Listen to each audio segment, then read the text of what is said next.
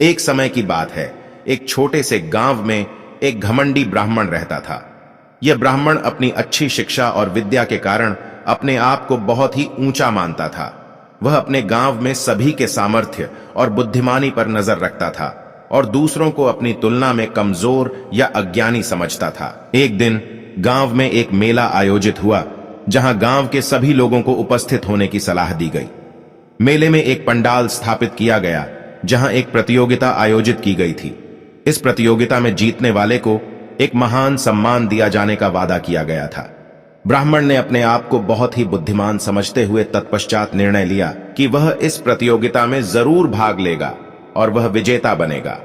इस प्रतियोगिता में एक आध्यात्मिक गुरु भी उपस्थित थे, जिन्होंने सभी को यह बताया कि सच्ची खुशी और सम्मान अंदर से आती है, बाहरी सामर्थ्य या सामर्थ्य प्रदर्शन के आधार पर नहीं।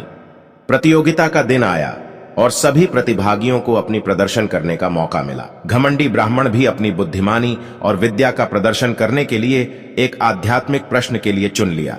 वह अपनी योग्यता पर गर्व करता हुआ प्रश्न का उत्तर देने के लिए आगे आया। प्रश्न पूछने वाला आध्यात्मिक गुरु ने एक गोल गेंद को बाहर से दिखाकर पूछा, इस गेंद का आकार क्या है?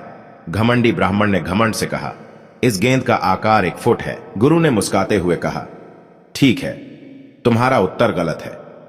गेंद का आकार कोई भी हो सकता है, यह गेंद के भीतर का आकार नहीं बताता।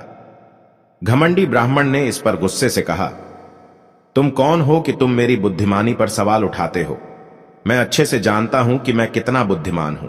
गुरु ने प्यार और समझदारी से कहा, अच्छा है कि तुम अपनी बुद्धिमानी पर गर्व करते हो, लेकिन बुद्धिमानी का अर्थ यह नहीं होता कि हमें दूसरों को नीचा दिखाने का अधिकार होता है। सच्ची बुद्धिमानी वह होती है जो हमें अपनी सीमाओं को समझने और दूसरों के साथ सम्मानपूर्वक व्यवहार करने के लिए प्रेरित करे। घमंडी ब्राह्मण ने गुरु की बातों पर गहरा विचार किया और अपना घमंड छोड़कर वापस अपने स्थान पर बैठ गया। उसके मन में एक परिवर्तन का संकेत हुआ और वह अपनी बुद्धिमानी का सही उपयोग करने के लिए वचनबद्ध हुआ।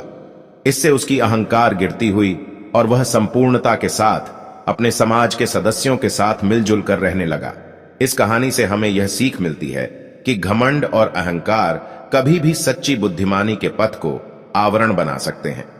सच्ची बुद्धिमानी और अच्छा व्यवहार हमें दूसरों के साथ सम्मानपूर्वक रहने की सीख देते हैं, जो हमारे समाज में एक महत्वपूर्ण गुण है। मेरे प्यारे मित्रों, अगर वीडियो पसंद आए तो हमारे YouTube चैनल मोटिवेशनल स्पीकर को सब्सक्राइब करें